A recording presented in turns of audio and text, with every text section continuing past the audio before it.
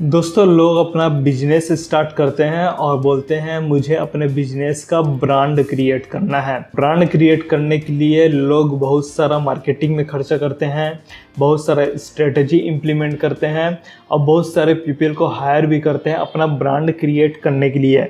लेकिन एक्चुअल पे देखा जाए दोस्तों, तो जो ब्रांड क्रिएट करना है पर्टिकुलर बिजनेस का, ये जो पूरा प्रोसेस रहता है वो टाइम टेकिंग प्रोसेस रहता है। टाइम टेकिंग का मतलब हो गया दोस्तों, यहाँ पर आपको ब्रांड क्रिएट करने के लिए टाइम लगाना पड़ता है। ऐसा इसलिए होता है दोस्तों क्योंकि आपका बिजनेस का कुछ भी प्रोडक्ट या सर्विसेज होगा, उस प्रोडक्ट या सर्विस का ट्रस्ट वैल्यू बनाना पड़ता है मार्केट पे। और ट्रस्ट बनाने के लिए आपको बहुत सारी चीज़ों को टेस्ट करना रहता है, ट्राई करना रहता है। और जब आपका ये चीज़ें होता है तब धीरे धीरे आपका ब्रांडिंग यहाँ पर क्रिएट होता है और एक पर्टिकुलर लेवल पे आपका ब्रांड बन जाता है। बहुत सारे लोग जो टाइम टेकिंग प्रोसेस है वहीं पर गिव अप कर देते हैं बीच पे, जिसके कारण उनका बिजनेस का ब्रांड नहीं बन पाता है और बिजनेस नॉर्मल लेवल पे यहाँ पर रन करते रहते हैं। तो इसका एक पूरा प्रोसेस होता है दोस्तों कि ब्रांड पे कैसे वर्क करना है, कैसे अपने बिजनेस का ब्रांड क्रिएट करना है।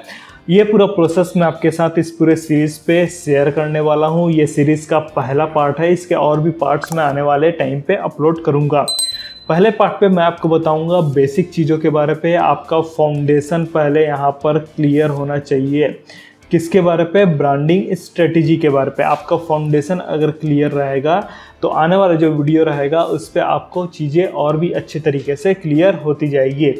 तो मैं इस वीडियो पे आपको बेसिक चीज़ों के बारे में बताऊंगा, प्लस मैंने जो चीज़ें इम्प्लीमेंट की है अपना ब्रांड क्रिएट करने के लिए उसके भी आपको स्टेप बाय स्टेप गाइड करूंगा जो आने वाला पार्ट रहेगा उस पर। तो बहुत सारी चीज़ें आपको मिलने वाली दोस्तों इस पूरे सीरीज़ में। तो बढ़ते हैं इस वीडियो पे, फिर हम लोग आगे।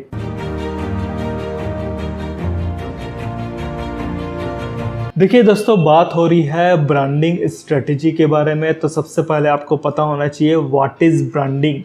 ब्रांडिंग का मतलब होता क्या है। ब्रांडिंग को सिंपल शब्दों में आप समझिए कि आपका बिजनेस एक पर्टिकुलर लेवल पे पहुंच जाता है, एक पर्टिकुलर स्टेज पे पहुंच जाता है जहां पर लोग आपके बिजनेस को, आपके प्रोडक्ट या सर्विस को जानने लगते हैं। एग्जाम्पल के तौर पर मैं आपको बताना चाहूँगा कि मान लिया जाए मेरे सामने कोई पर्सन एप्पल नाम लेता है, तो एप्पल नाम पे सबसे पहले मेरे पास जो एप्पल का आईफोन है उसका इमेज आता है, उसके लोगो का इमेज आता है, इसके साथ ही जो एप्पल का लैपटॉप रहते हैं उसका मेरे पास इमेज आता है। एप्पल का एक दूसरा मतलब भी रहता है फ्रूट के बारे पे, जो फल रहता है एप्पल का उसके बारे पे। ये सब चीज़ें आ जाती है। आईफोन, लोगो, लैपटॉप जब मेरे पास इमेजिनरी बन जाता है उसके बाद जो फ्रूट वगैरह है उसके बारे पे मेरे पास ख्याल आता है। तो एप्पल की कंपनी ने अपना ब्रांड वैल्यू को इस लेवल तक पहुंचा दिया है कि एप्पल नाम लेते ही आईफोन का, उसके लोगो का और उसके लैपटॉप का इमेजिनरी हमारे मन में आ जाता है। और जो ये फल है, फ्रूट के बारे पे है, वो हमारे पास बाद में आता है। सिमिलरली अगर कोई पूछा जाए स्पोर्ट्स शूज़ के बारे पे, तो यहाँ पर हो गया नाइकी का स्पोर्ट्स शूज़ हमारे मन पे आता है, प्लस इसका जो राइट वाला लोगो है वो हमारे मन में पहले रिकॉल होता है। बाकी जो अदर्स ब्रांड है वो सब चीज़ हमारे पास यहाँ पर रिकॉल होती है, लेकिन स्पोर्ट्स शूज़ जैसी बोलते हैं वैसी नाइकी का जो स्पोर्ट्स है वो हमारे पास एक रिकॉल होता है। तो इस प्रकार से हम लोग देख सकते हैं दोस्तों कि जो एप्पल है और जो स्पोर्ट्स शूज़ जो प्रोडक्ट या सर्विस है पर्टिकुलर लेवल पे पहुंच चुके हैं, जहां पर हम लोग उसका नाम सुनते ही उसके बिजनेस या प्रोडक्ट या सर्विस के बारे पे हम लोग जानने लगते हैं। तो ये हुआ दोस्तों आपका व्हाट इज ब्रांडिंग के बारे पे। अब बात यहाँ पर ये आता है टाइप ऑफ ब्रांडिंग के बारे पे। देखिए, ब्रांडिंग के बहुत सारे टाइप हो सकते हैं, मैं यहाँ पर कुछ टाइप आपके साथ शेयर करना चाहता हूँ। सबसे पहला पॉइंट है दोस्तों यहाँ पर पर्सनल ब्रांडिंग के बारे पे। पर्सनल ब्रांडिंग जिस पे मैं अभी वर्क कर रहा हूँ, जैसे मेरा ब्रांड का नाम मैंने रखा है DGV मनीष, और इस ब्रांड को मैं क्रिएट कर रहा हूँ और इसमें अच्छा खासा वर्क भी हो रहा है और मुझे रिस्पॉन्स भी यहाँ पर अच्छा खासा मिल रहा है। तो ये क्या हुआ? Personal branding. पर्सनल का मतलब क्या हुआ? एक सिंगल पर्सन के बारे पे, जो पर्सन आपका प्रोडक्ट या सर्विस को अकेले ही इंडिविजुअल तरीके से सेल कर रहा है, उस पर वर्क कर रहा है। तो ये क्या हुआ? पर्सनल ब्रांडिंग का। इसके अलावा सेकंड पॉइंट आता है दोस्तों बिजनेस ब्रांडिंग का। आप कुछ भी बिजनेस कर रहे हैं, चाहे आप कॉर्पोरेट कंपनी बना के काम कर रहे हैं, प्रोप्राइटरशिप पे वर्क कर रहे हैं या किसी और मेथड पे वर्क कर रहे हैं, और अपने बिजनेस का ब्रांडिंग कर रहे हैं तो वो क्या आ जाएगा आपका बिजनेस ब्रांडिंग के बारे पे। इसके साथ ही तीसरा पॉइंट आपके पास आता है दोस्तों प्रोडक्ट या सर्विस के बारे पे। आपका कुछ भी प्रोडक्ट होगा या सर्विस होगा उसकी आप जब ब्रांडिंग करते हैं तो वो हो जाएगा प्रोडक्ट या सर्विस का ब्रांडिंग के बारे पे। तो पर्सनल ब्रांडिंग हो गया दोस्तों, बिजनेस ब्रांडिंग हो गई, ये दो टाइप की ब्रांडिंग ज़्यादातर रन करते हैं और ज़्यादातर लोग इसी पे ही काम करते हैं। फिर आता है दोस्तों आपका प्रोडक्ट या सर्विस के बारे पे, और इसके अलावा और भी बहुत सारे यहाँ पर ब्रांडिंग हो सकते हैं। अब बात आता है दोस्तों कि आपको ब्रांड क्यों क्रिएट करना चाहिए।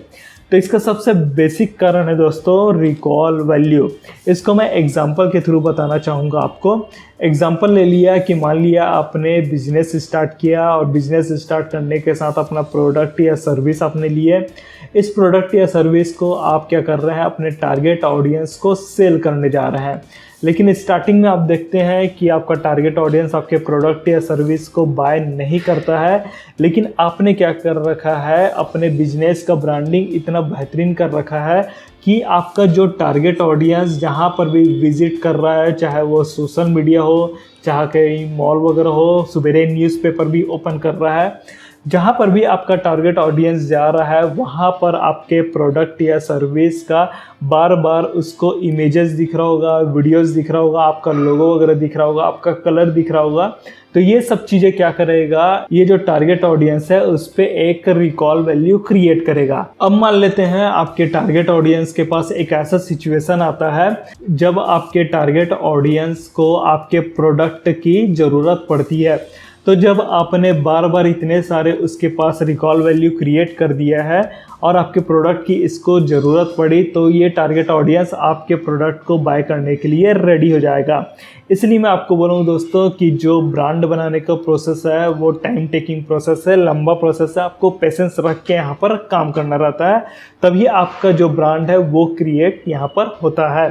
अब आपका प्रोडक्ट या सर्विस को आपके टारगेट ऑडियंस ने बाय कर लिया, तो यहाँ पर एक चीज़ आपके पास और आती है दोस्तों, ट्रस्ट वैल्यू। जितना ज़्यादा आप ट्रस्ट बनाएंगे अपने ऑडियंस के साथ, अपने टारगेट ऑडियंस के साथ, उतना ही ज़्यादा आपका बिजनेस का ब्रांड क्रिएट होते जाएगा स्टेप बाय स्टेप पे।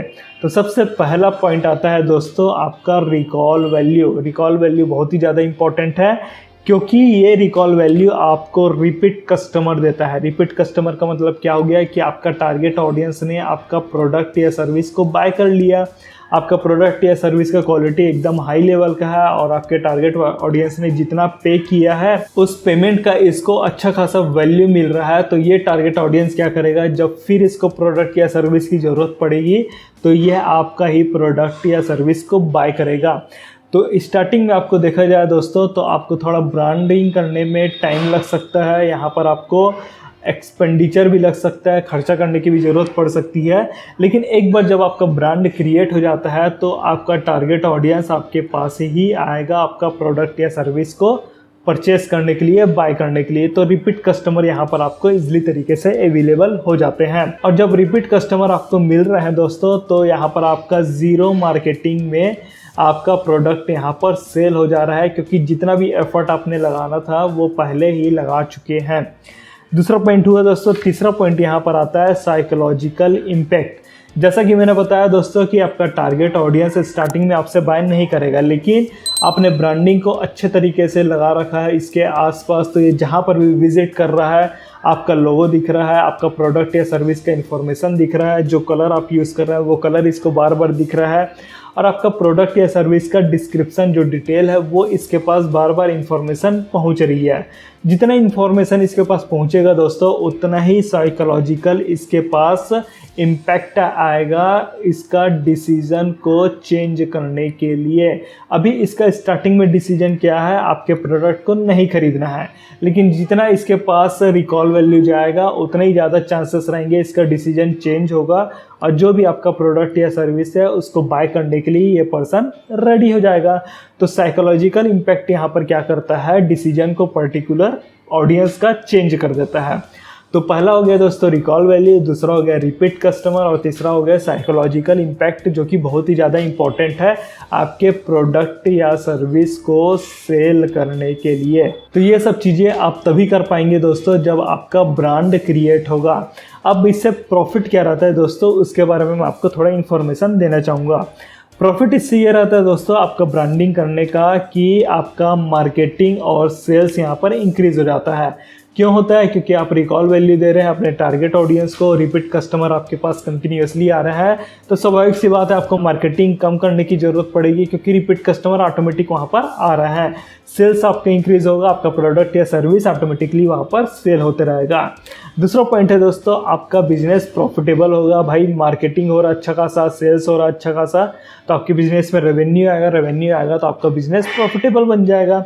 तीसरा पॉइंट है दोस्तों एम्प्लॉय रिटेंशन, बहुत ही ज़्यादा इंपॉर्टेंट पॉइंट है कि जब आपका ब्रांडिंग क्रिएट हो जाता है तो जो आपके साथ वर्कर रहते हैं, जो आपके एम्प्लॉय रहते हैं, उनको भी लगता है भाई कि मैं जिस भी कंपनी या जिस भी बिजनेस पे मैं वर्क कर रहा हूँ वो एक ब्रांड है और ब्रांड के साथ वर्क करना हर कोई चाहता है।